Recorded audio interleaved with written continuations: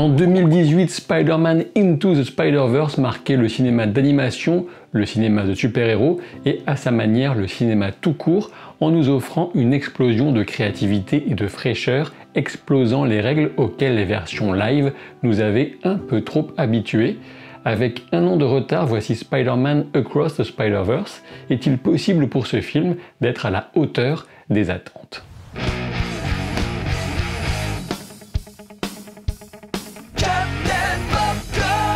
Cette vidéo sera sans gros spoilers, mais des extraits de bande-annonce seront utilisés pour l'illustration.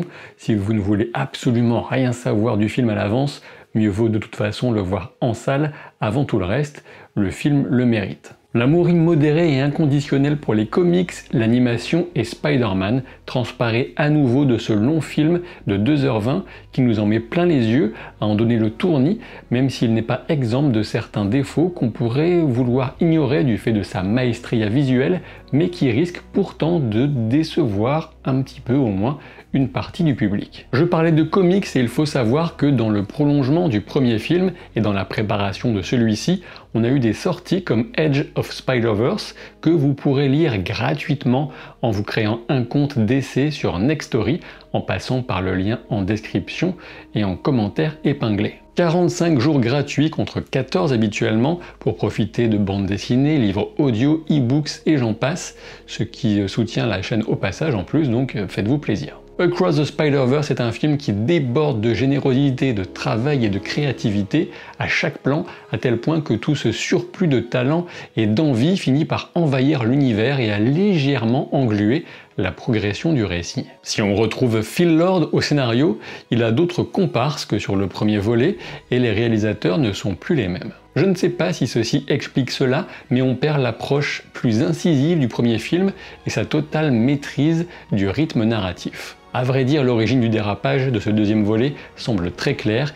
Il s'agit de l'existence assurée et annoncée d'un troisième film, Beyond the Spider-Verse, attendu pour avril 2024. Avant de m'engager plus loin sur cette dilution du rythme de ce film, je tiens à revenir à ses nombreuses qualités, car, et oui, il faut le savoir, parmi vous, certains petits incorrigibles chenapans ne regardent pas mes vidéos jusqu'à la dernière seconde, ce qui est très mal, évidemment, mais je vais vous protéger de vous-même et veiller à ce que vous sachiez combien ce film reste extraordinaire avant que vous ne vous barriez. C'est simple, cette portion du Spider-Verse animé de chez Sony est d'une réussite inversement proportionnelle à l'échec artistique de Venom 2 Let There Be Carnage, qui était une purge sans nom. Il ne faut pas se voiler la face. Les contraintes ne sont pas les mêmes, mais quand même, le talent se reconnaît à l'écran, de même que son absence.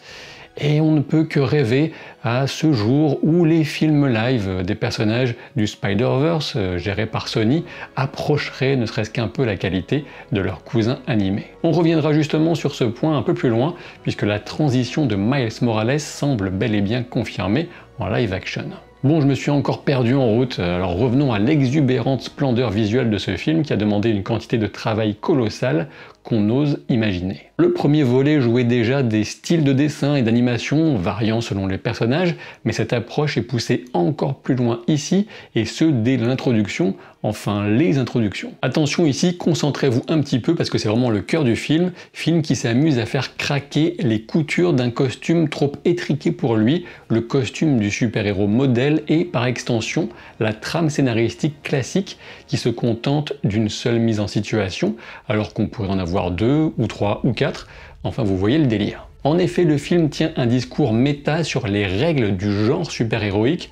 Le canevas du Spider-Verse a un sens au premier degré, dans la diégèse du film, et de tous ceux qui le phagocytent au passage, mais cette trame de l'univers est aussi celle des histoires super-héroïques, voire tout simplement héroïques. Une trame qu'il faudrait protéger à tout prix avec une bonne dose de morale utilitariste, et un cas d'école du dilemme du tramway, vous savez, cette situation terrible dans laquelle il faut choisir entre une vie ou plusieurs, le sacrifice de la première permettant de sauver les autres. Pour en revenir à ce costume trop étriqué, le film prend un malin plaisir à s'en extraire comme un papillon de sa chrysalide et à faire de ce sujet autant un sujet de fond qu'un cri du cœur. Et tout comme le film, j'ai beaucoup à dire et la force du message m'a encore fait légèrement dérailler du sujet visuel et des introductions multiples. Gwen Stacy passe de personnage secondaire fort du premier film à coprotagoniste de cette suite, à tel point que sa présence et ses interactions avec Miles deviennent des critères immédiats de meilleures scènes du film,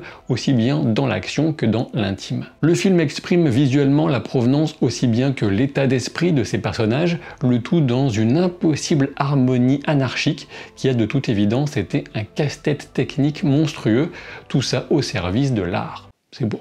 Que ce soit Mumbattan, un mélange de Mumbai et de Manhattan, ou le monde d'origine de Gwen, marqué par le flou pastel de son spleen, je peux vous affirmer que même sans histoire, cette maestria suffirait sans aucun doute à justifier d'aller voir le film en salle. Je pourrais aussi évoquer Spider-Punk, dont l'animation a demandé plus de 2 ans de travail. On frise la folie douce. Et on peut le dire, presque aucun autre film de super-héros en live ne peut se targuer d'une approche aussi ambitieuse, aussi tranchée.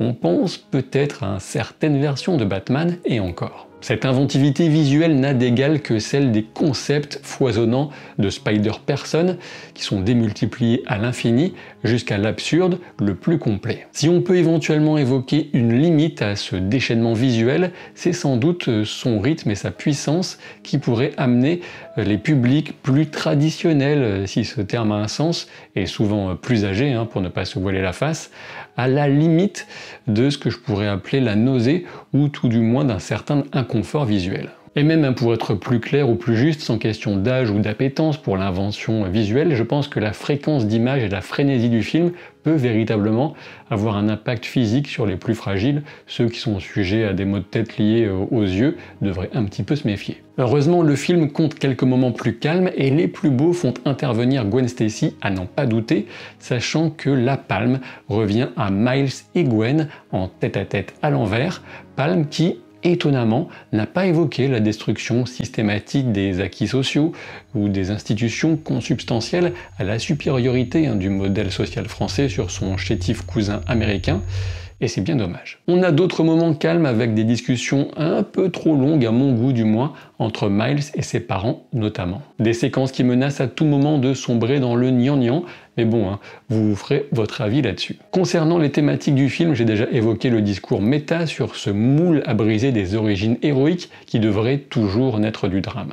Il y en a d'autres, notamment une métaphore très nette du coming out que le film fait passer en douceur en évoquant la difficulté pour un super-héros d'avouer son identité secrète. La crainte du rejet, de ne plus être perçu ni aimé comme avant, tout cela ne laisse aucun doute quant aux intentions du film en termes de message, mais c'est fait avec suffisamment de grâce et de subtilité pour que les obsédés de l'anti-wokisme évitent en partie de vomir leur bile sur le film, quoique il faut toujours se méfier de ces excités. Parce qu'après tout, on a quand même une Spider-Woman noire et enceinte, ce qui fera sans doute beaucoup trop à accepter pour eux, alors que le Spider-Tyrannosaure, en revanche, lui passera crème, parce que bon, vous voyez, les tyrannosaures, eux, ont le bon goût de ne pas avoir de grands plans secrets pour nous remplacer, je pense. Donc comment tant de génie peut malgré tout être un petit peu décevant? Premier élément, je pense qu'on a tellement de versions de Spider-Man dans ce film que ça en devient presque trop,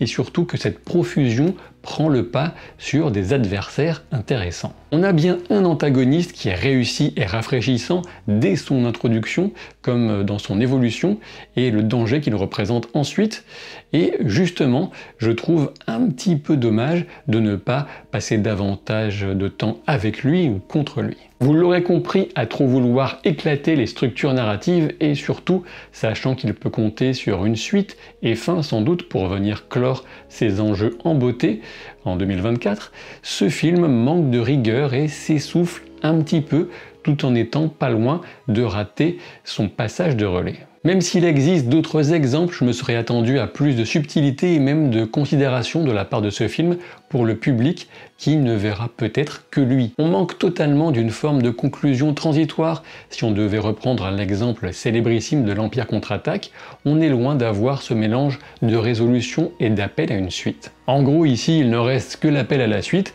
et pour ce qui est de la résolution, c'est au public de se débrouiller avec une frustration bien réelle, faute à un gros cliffhanger qui tâche. Le titre du troisième volet, Beyond the Spider-Verse, au-delà du Spider-Verse laisse éventuellement supposer un passage de ce Miles Morales dans le monde merveilleux du live action.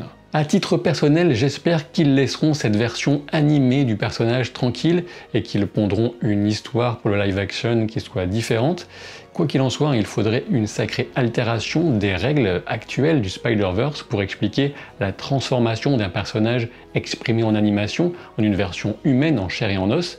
Mais bien sûr, tout reste possible. L'animation est un genre majeur, cela ne fait aucun doute, et j'aurai l'occasion d'en profiter à partir du 11 juin au festival d'Annecy.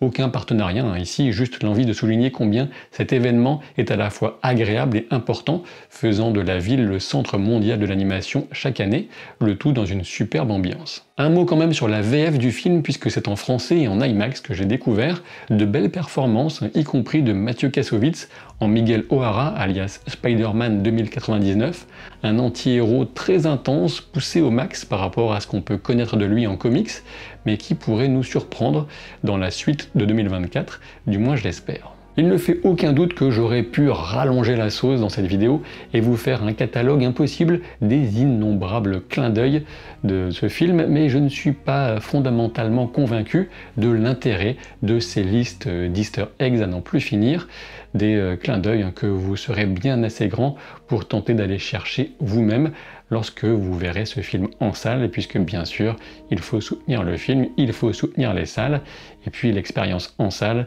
c'est quand même vachement chouette généralement. Et puis quand même, ça me permet aussi au passage de protéger mon talentueux monteur des spoilers, et ça, c'est pas négligeable. Et moi. Vous l'aurez compris, un film génial dans sa forme, et pourtant imparfait dans son déroulement et son rythme, mais largement de quoi passer un excellent moment de cinéma. Je vous rappelle que le comics Edge of Spider-Verse vous tend les bras via Nextory, avec le lien en description et en commentaire épinglé. Sur Nextory, vous trouverez aussi les romans Silo de la série actuelle sur Apple TV, de House of the Dragon ou encore les premiers volumes du Sorceleur. Alors franchement, faites-vous plaisir. Je vous dis à très vite pour de nouvelles aventures. Salut!